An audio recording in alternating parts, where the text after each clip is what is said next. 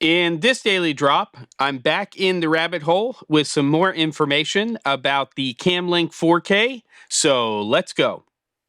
Okay, everybody, it is probably close to the last episode on this journey with the two 4K UHD inputs into my computer, my MacBook Pro, for both streaming and recording.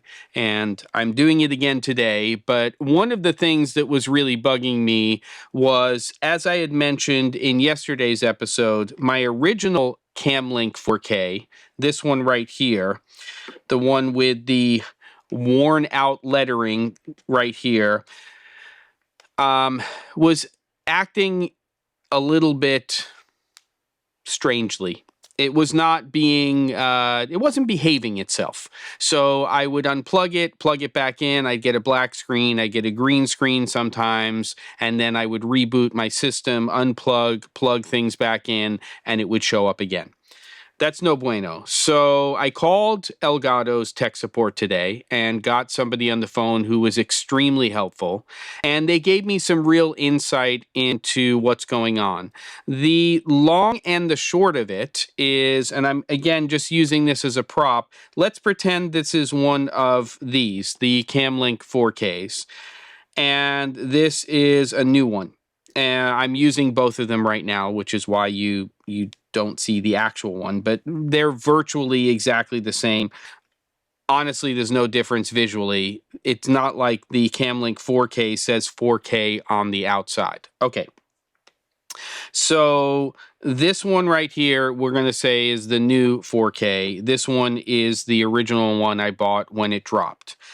This one right here, the original one, doesn't actually have exactly the same stuff inside of it that the new one does. And what we did was, when I called tech support, download an app called Camera Hub. This app is for the Cam Link 4K. It may work with other things, but I do know that there are other boxes that have pass-through and things like that. The HD60, I think it's called X. There's a 4KX. Those use a totally different utility or app to control them. So I'm going to switch over to that right now so you can take a look at it. This is Camera Hub. And when I go over to the app, I'm just going to show you, if I click on this little settings menu, you'll see that it gives you a little bit of information. But if you command click on it, then you can actually update, and I'll see if I can show this to you. Whoops. Things just went haywire. I moved something, sorry.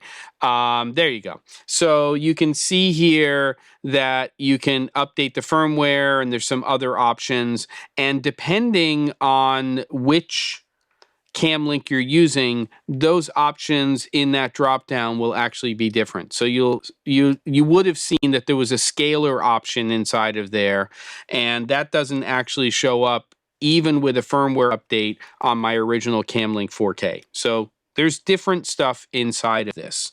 What does that mean? Well, we did an update to the firmware. I had fingers crossed that I could use that and just one of the new Cam Link 4Ks. And the reality is that I can't, because within a couple of minutes after doing that, this went on the fritz again and went a little bit haywire.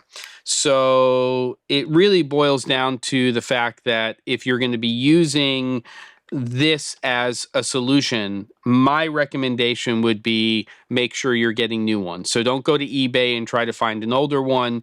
Get the newest version of this, download the Camera Hub app, and then update the firmware if it's not up to date.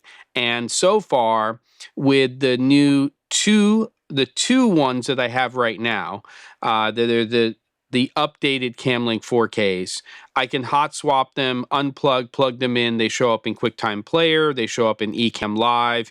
You do, because they are essentially the same device, have to be a little careful and go into your system preferences. This is on the Mac. Go into sound and make sure that your input is from the Cam Link 4K that you want to use. Mine is coming from a camera. I want that signal that includes the sound devices mix pre 6.2, so on and so forth, to make sure that I'm getting the audio for what I'm recording from the right place.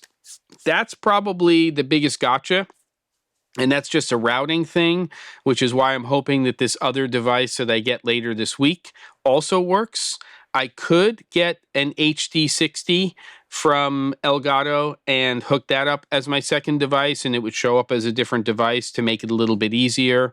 I hope that all makes sense, because you can't, it doesn't seem like, rename this so that you can say one is Cam Link 4K A camera, Cam Link 4K B camera.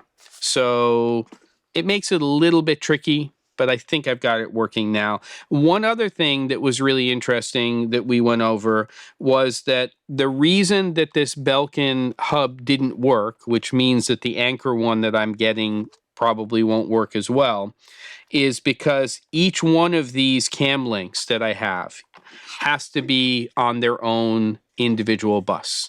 So whether that's going through my larger CalDigit hub, and then one of them's going into a USB-C port on my MacBook Pro, or it's going into two individual USB-C ports on my MacBook Pro.